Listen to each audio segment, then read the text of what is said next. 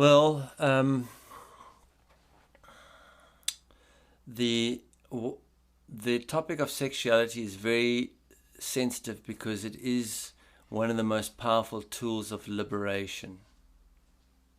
It's the one of the most powerful tools of liberation, and because of that, we're either and also we don't know how to handle it, right? Because the sexual experience brings into the physical one of the highest frequencies of experience we can have. If you think about it, the point of conception is an orgasm, right? It's like we began as an orgasm. That's the beginning, right? Okay. We want to get back to the beginning. Right? So it's a very high frequency. The orgasm has the capacity to concentrate a point of light and bring forth a consciousness. Right? An individual expression of consciousness. It's so powerful, right? So it's probably one of the highest frequencies we can bring into the physical. So we don't know how to handle that. So what do? We either become addicted to it and use it as a means to fill our emotional hole, or we ban it, or we find a way to castrate ourselves by becoming nuns or monks or spiritual people. And that castration leads to all sorts of terrible unconscious behavior, as we can see in religions that ban sexuality. The only thing that goes on there is it becomes like a dark, occultic approach to sexuality, right?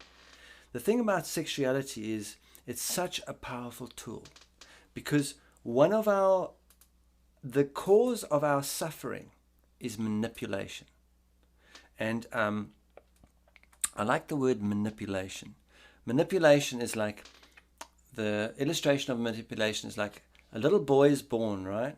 And the first thing that happens when the little boy comes out the womb is he gets a nipple thrust in his face, right? And the life force is coming from the nipple, right? And suddenly the nipple is taken away and hidden away forever. And he spends the rest of his life looking for the nipple again, right? It's called man-nipple-nation, right? Manipulation, right? And really that's the primal, that leads to a very primal behavior in the belief that what I'm looking for, the most profound experience I'm looking for, is I can get through the physical world, through manipulation of the physical world. And so what we do is we're constantly manipulating our experience to try and gain that outcome, to gain that destination point. We don't even realize we're doing it. So for example, when two people come together to explore intimacy, because intimacy is the final cleansing of the bottom of the barrel of the emotional stuff. You first do work with yourself, the daily upsets that are happening. Then you can look at your family and look at those resonances of the archetypes. And then once you've done a certain amount of that work, you can come together with another human being and say, let's work together to really look at our emotional stuff. Because my emotional stuff is really, the primal stuff is going to come up when I am looking to get love from another. Because what it's going to do is going to bring up my real definition of love, the one imprinted in me as a child, and show my manipulation behavior that I'm using to get that. And what manipulation really is, it's something that's going on internal to us. I'm using my mental body, which is the male side. My mental body is sedating and controlling the authentic condition of the emotional, and at the same time manipulating my physical circumstances to create a feeling that I would rather have in my emotional, right? And so that externalizes itself into human behavior, where we see men sedating and controlling women all over the world, all religions, sedate and control women, and then manipulating the physical world, whether it's through manufacture of fast cars, making lots of money, or turning women into orgasmobiles, right? To manipulate to get a destination, to seek an orgasm, right? For some people, the orgasm is earning $50,000 a month. For another, the orgasm is running for the White House. For another, the orgasm is controlling other large amounts of people in different ways. But everybody has got their orgasm, and they're all after it, right? We just can't see that about ourselves. And what happens when we become destination consciousness and we're seeking our orgasm, it actually reduces us to mortality consciousness. Mortality consciousness comes about because there's an end to what I'm doing. I'm not on a journey, I'm on a destination. It has a beginning and it has an end, and my perceptual framework then has a beginning and an end, right? And so sexuality is a very powerful tool for cleansing that. And in a intimate experience, when two people are exploring intimacy, one of them will play the mental body and one of them will play the emotional body. And it's very easy to tell who's who. The mental body will want sex. The emotional body will say, not now, I've got a headache, right? So one will pursue and the one will feel pursued and therefore sedate, right? So you will know who's who.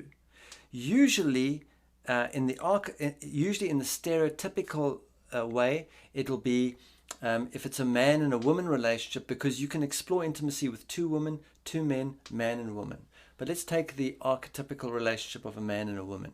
Usually the man will end up pursuing the woman, right? And the woman will end up sedating and going, okay, I don't want to have sex. And the guy goes, like, I'm not getting enough, right?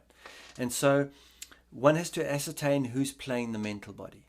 Whoever's playing the mental body, then if you're exploring intimacy, then you agree with each other. If I'm playing the mental body and I'm pursuing my partner for sexuality, it means I'm really turned her into an orgasmobile. I'm just trying to get my pleasure. I'm trying to get what I want. And I won't see to the extent to which I'm manipulating that person to accomplish that. So what I do is I ban myself from having an orgasm. I say, from this point, from now, for a while, I'm pushing the orgasm aside. In other words, I will have sex with you, but I will not have an orgasm. And if I feel I'm approaching an orgasm, I will stop what I'm doing. And you're just going to have to work with me here, because I'm so addicted to having an orgasm. That's really all I'm concerned about. I'm actually going to take that away from myself. I'm going to move the orgasm away. I'm going to remove the point of destination. Not only am I going to do that, but I'm not going to allow myself to initiate sexuality anymore. You're the one who initiates sex. You let me know when we can have sex, and I'm not going to have an orgasm.